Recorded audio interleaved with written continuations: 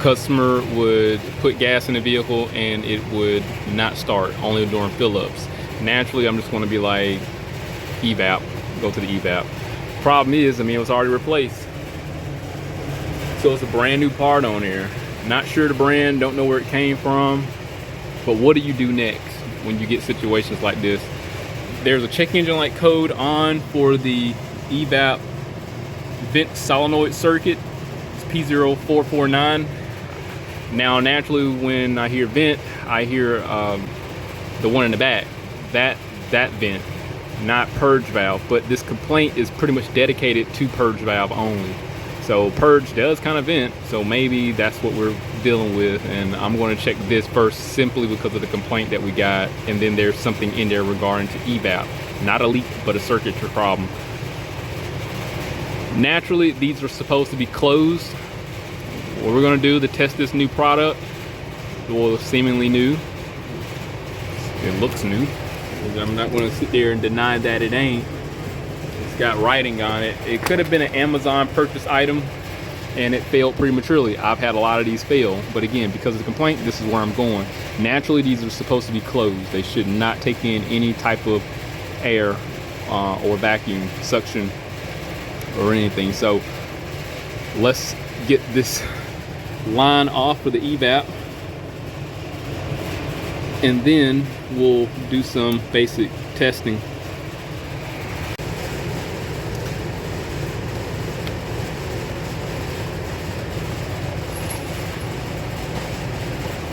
I have a vacuum gauge here. Just simply going to hook the vacuum portion of it up and see if it reaches engine vacuum or not.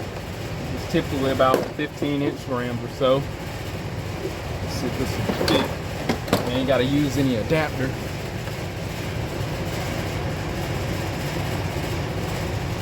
You might have to use an adapter, but there we go, we're fine. Let's start it up, see what it do.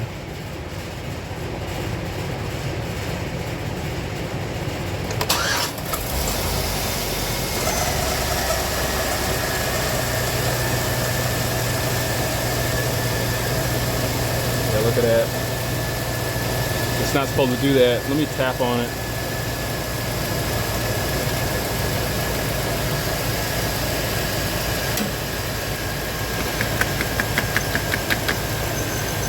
Disconnect it. So what's next? I want to do a circuit test.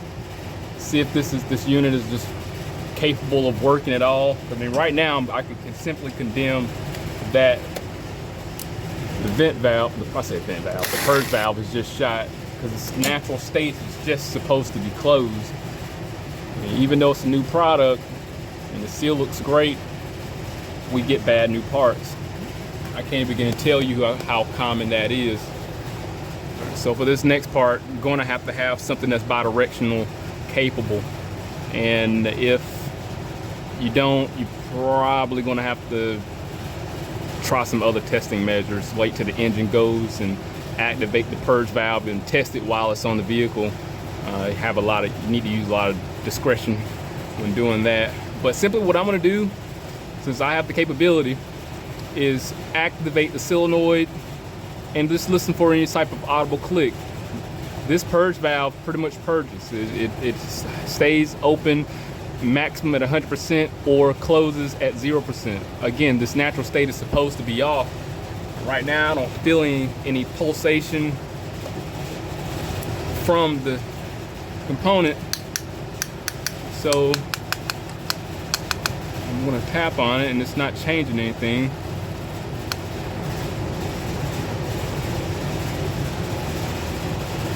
Yeah, I don't even hear it working. So how do I know I can like feel it, I swear I can. I got a lot of ways of testing this. I mean, so many ways. But what I'm gonna do, we're gonna use the test light. This is the simplest thing. First thing I'm gonna do is check for battery voltage. I'm just gonna go to system seal here. So I need to see if there's positive voltage going to the circuit. Basically this works off of, I wanna say it's a ground side switch.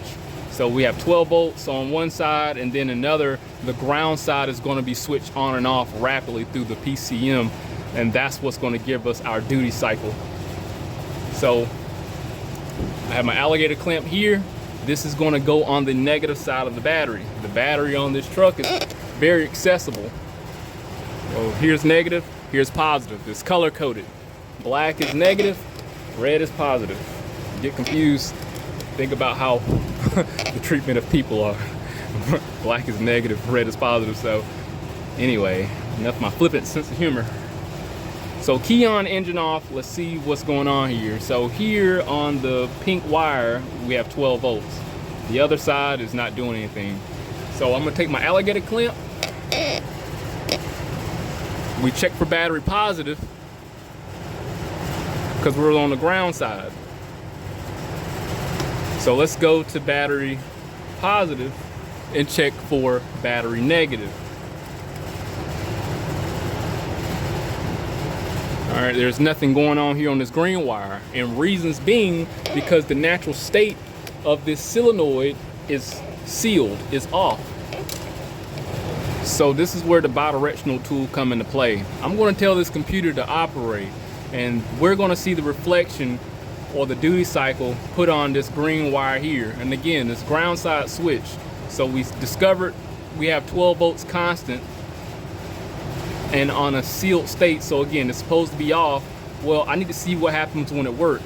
I'm going to hit this increase button here, and we're going to be on a 10%, 20% now. So since it's ground side switch, being that we didn't see any power or any illuminating voltage illuminate our test light, we should be able to see it now. And look at that. So let's decrease it here. System seal, and it's resembling what we originally tested. And so let's increase 10%,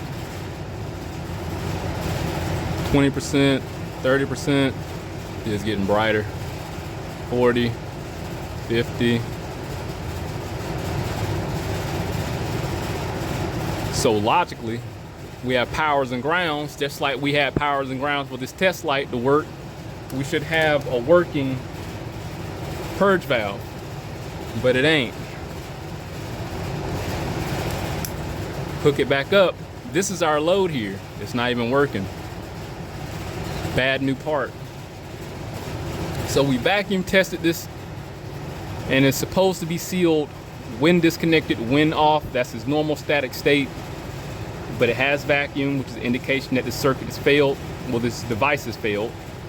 The circuit has failed because even though we can command it, prove that this circuit is working and it has integrity, well, the purge valve isn't operating like it's supposed to. So this needs a new purge valve despite it looking good. Never overlook new parts. I don't have the one I thought I had. I guess I use it on another car. So I'm gonna see what he wanna do. I don't know where he got it, but I'll let you know. If he got off Amazon or somewhere, but we're gonna have to replace this device and get a new purge valve.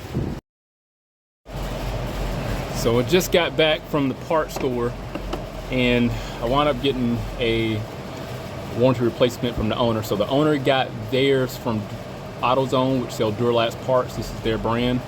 I couldn't find his information to do a warranty replacement, so he's just gonna have to take his back. So I just went on and bought another one, so I'll have the warranty versus him. So this is where the owner got his from. So I mean, it's the same part number on the side here. Oh shoot, they match. They're identical. And again, it's not supposed to be able to suck air. It's supposed to naturally stay closed. It's like a check valve inside of here too. Let me make sure I put this new one on properly. I will make a mistake. What's that? Slide that in there like so.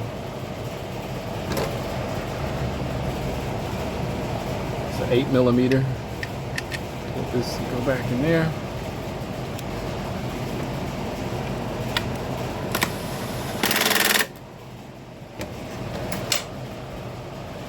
Well, I got it here. I'm just gonna do the bench test. So I'm just gonna pretty much go into the active test feature with my bidirectional scan tool And I'm gonna command it to 30% like before. We should hear it actuating now. There you go. Let me put the camera down there.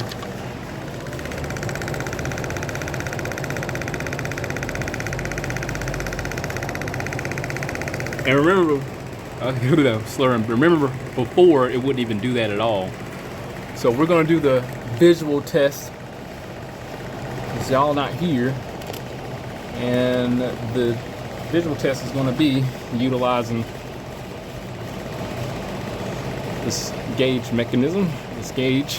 So before, it went to 15 inch-grams. It should stay at 0. I'm gonna seal it, close it off, and this should not drop if this is proper.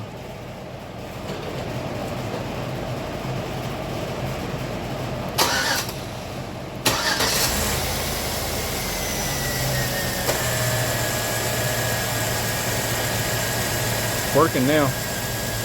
Let me increase the duty cycle from seal to about 30%. It should drop. There we go. It's at 20% now. I'm gonna seal it.